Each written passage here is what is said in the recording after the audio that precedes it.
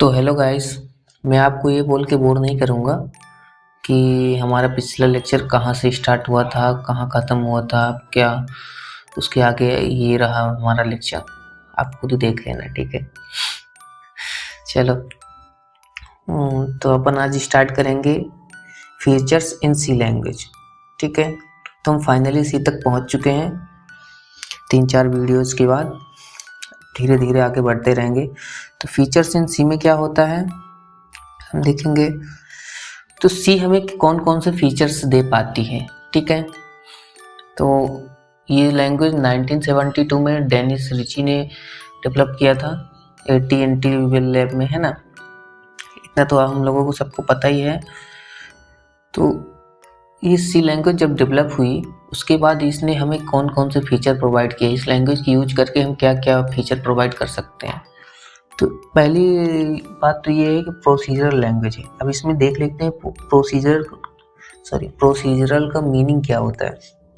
तो देखो, हमारे पास लेट्स सपोज दैट एक प्रॉब्लम है। प्रॉब्लम क्या है कि हमें बनाना है कैलकुलेटर, ठीक है। कैलकुलेटर बनाना है तो उसमें हम कराएंगे plus minus multiply and divide, ठीक है। ये 4 ऑपरेशंस करवाने हैं। तो प्रोसीजरल का मतलब ये होता है कि ये स्टेप बाय स्टेप प्रोसेस करता है। स्टेप बाय स्टेप प्रोसेस करता है मतलब एक लाइन को पहले प्रोसेस करेगा, उसके बाद सेकंड लाइन को, उसके बाद थर्ड लाइन को। ऐसे भी बोल सकते हो, या फिर ऐसे थोड़ा सा एक और ब्रॉड कैटेगरी में, अगर थोड़ा सा ग्राउंड लेवल पे उतर के मैं बोल रहा हूँ कि थोड़ा सा और दिमाग लगा के बोले तो ये step by step process follow करता है। और ये हर एक जो टास्क है ना उसके लिए हम अलग कोड लिख सकते हैं। मतलब हम अगर मान लेते हैं कि हमने कोड लिखा, ठीक है, तो इतना सी का इतना सा कोड क्या करेगा, प्लस करने में हमें हेल्प करेगा। नेक्स्ट वाला जो होगा पार्ट वो क्या करेगा, माइनस करने में हेल्प करेगा, ठीक है। ये रहा। उसके बाद अगले नेक्स्ट वाला कोड हमें क्या करेगा, मल्टीप्लाई करने में हेल्प करेगा। और अगले नेक्स्ट वाला कोड क्या करेगा, डिवाइड करने में। तो सी हमें एक ऐसी चीज देती है जो कि हम पूरे कोड को ना छोटे छोटे सेगमेंट में तोड़ सकते हैं कि इतना सा छोटा सा जो ब्लॉक है कोड का वो केवल प्लस करेगा, ये वाला माइनस, मल्टीप्लाई एंड डिवाइड करेगा। तो इसी को हम बोलते हैं प्रोसीजरल प्रोसेस, ठीक है। ओके, अब अपना नेक्स्ट देख लेते हैं ज़्यादा टाइम पास ना करते हुए। तो स्टेप बाय स्टेप क्या करते हैं, छोटे छोटे जो कोड बने होते हैं, छोटे छोटे मतलब ब्लॉक ऑफ कोड होते हैं, वो एक स्पेसिफिक टास्क को क्या करते हैं, एग्जीक्यूट करते हैं। इसी चीज को हम प्रोसीजरल लैंग्वेज बोलते हैं, इसे प्रोसीजरल प्रोसेस बोलते हैं, ठीक है। फास्ट एंड एफिशिएंट, ये हमें पहले से ही पता है कि ये हार्डवेयर के बहुत ज़्यादा नज़दीक होता है। मतलब सी से केवल कंपाइलर की हेल्प से हम बाइनरी में पहुंच सकते हैं, मशीन लेवल में लैंग्वेज में, ठीक है। तो ये बहुत ज़्यादा फास्ट हो जाता है और इफ़िशिएंट भी होते हैं। ऑब्वियस सी बात है, फास्ट है तो हम कम टाइम पे बहुत ज़्यादा नंबर ऑफ कोड से एग्जीक्यूट कर सकते हैं, okay. General purpose language, general purpose language का मतलब क्या है कि हम इसे आमतौर पर यूज करते रहते हैं। जैसे कि किसी भी कंपनी में आप जाओ, है ना, तो वो बोले कि ये टास्क हमें, या फिर ये कुछ पर्टिकुलर जो भी प्रॉब्लम है सॉल्व करके दिखाओ, तो बोल देंगे कि आप सी में ही दिखा दो। मतलब जनरली ये यूज होती रहती है हर जगह, ठीक है, ऐसा है। तो rich set of building operator, C में हमें बहुत सारे ऑपरेटर देखने को मिल जाते हैं। असाइनमेंट ऑपरेटर, ठीक है, अरिथमेटिक ऑपरेटर, ये सारी चीज़ें हम आगे पढ़ेंगे। बस इतना जान लीजिए कि बहुत ज़्यादा ऑपरेटर है सी में, ठीक है। लॉजिकल ऑपरेटर हो गया, सारी चीज़ें पढ़ेंगे पर अभी नहीं बता रहा, अभी केवल टाइम वेस्ट हो गए। और next library with rich functions, तो इसके बारे में थोड़ा सा देख लेते हैं हम। तो थोड़ा सा मैं बताऊंगा आपको कि जैसे फंक्शन है ना, फंक्शन क्या होता है, ये जो छोटे छोटे ब्लॉक हमने बनाए हैं ना, ब्लॉक्स, ये ब्लॉक्स क्या बोल सकते हैं, इसे फंक्शन बोल सकते हैं। क्योंकि इतना छोटा सा पूरे कोड का इतना छोटा सा हिस्सा क्या कर रहा है, केवल प्लस कराने में हेल्प कर रहा है, इतना छोटा माइनस कराने में हेल्प करना है ना। तो छोटे छोटे जो स्पेसिफिक कोड हैं, छोटे छोटे ना, वो जो स्पेसिफिक कोड है जो स्पेसिफिक किसी टास्क को परफॉर्म करते हैं।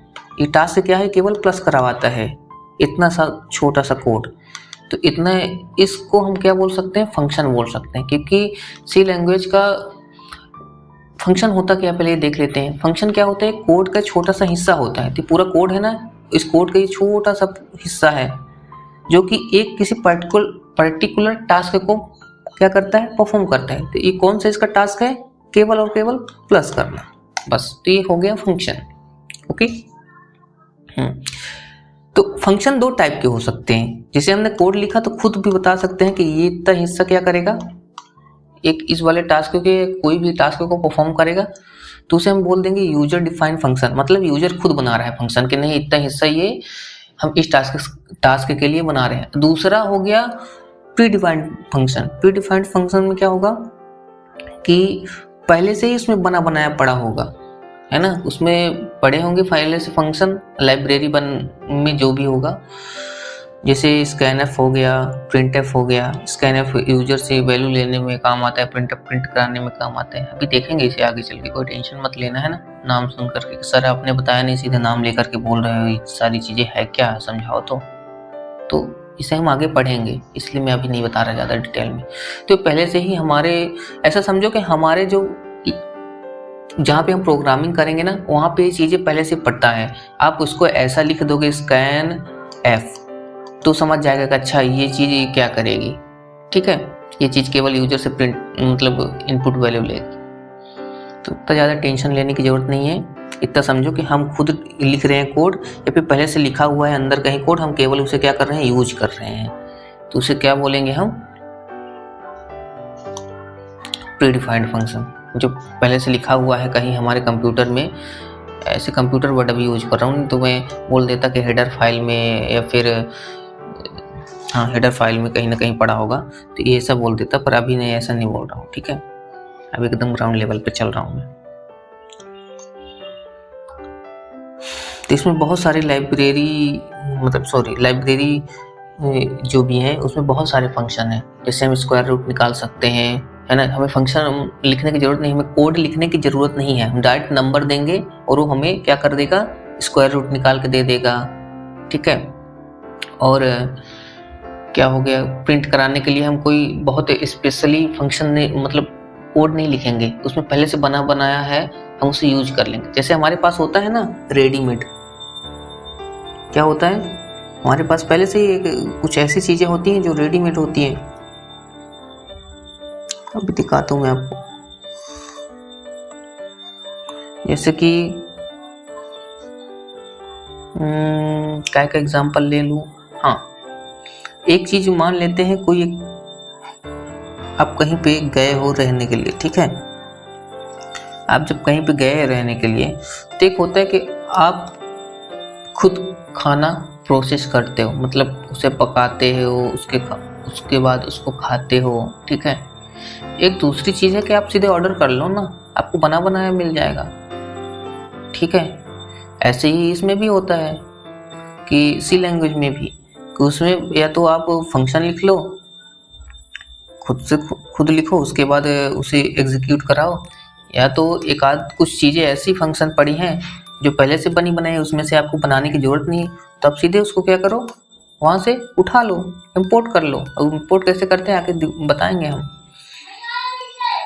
ठीक है। ओके चलो, यहाँ पे यार एक चीज़ की बहुत प्रॉब्लम है, शोर बहुत होता रहता है।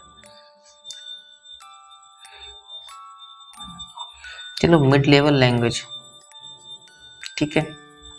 मिड लेवल लैंग्वेज मैंने बताया है कि हाई लेवल लैंग्वेज क्या थी अपनी, हाई लेवल लैंग्वेज और लो लेवल लैंग्वेज, यहाँ पे कहीं अपना कंप्यूटर रहा होगा, ठीक है ना, उसके बीच में लाई करती हैं। दैट मीन्स इसमें हाई लेवल लैंग्वेज के भी फीचर्स हैं, लो लेवल लैंग्वेज के भी फीचर्स हैं, ठीक है। तो ये मिड लेवल लैंग्वेज हो गई, ये बहुत अच्छी बात होगी हमारे लिए।